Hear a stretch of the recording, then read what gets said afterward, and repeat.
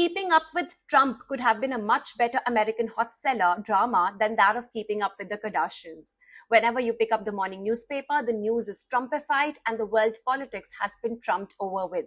Let me give you a brief recap of what happened in Keeping Up with Trump in the last 2 weeks. In India, it was business as usual with parliamentary monsoon session around the issue Operation Sindoor. That is when the leader of opposition, Rahul Gandhi, asked Prime Minister Narendra Modi to come out in open and say that USA was a liar and was not responsible for brokering the ceasefire with Pakistan.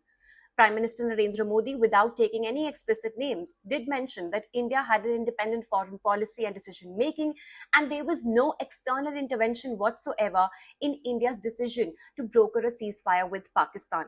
A day later, Donald Trump, in his all caps lock text, comes and imposes a 25% hefty tariff on India, along with an unspecified penalty for importing defense and energy equipments, especially oil, from that of Russia. USA claimed that India was supporting Russia against the war in Ukraine. Having said that, he did not stop. In his cliche caps lock fashion, he went on to say that India and Russia are dead economies. He called India at a projected growth rate of 6.5% a dead economy, while his economy slowly teeters at that of about 2.5%. Apart from that, he called India and Russia dead economies whom he had nothing to do with, and his focus was only on making America great again. As the world celebrated Friendship's Day, India's long lost yet the backstabbing friend backstabbed India with its true colors, and USA came out in open and imposed 25% penalty for buying oil, defense and energy equipment from that of Russia.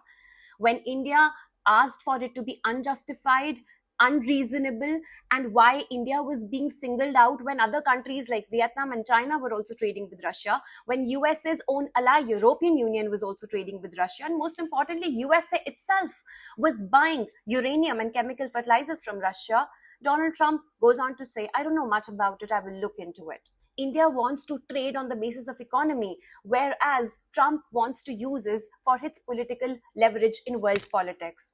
Why is India being singled out? Why is China not being called out?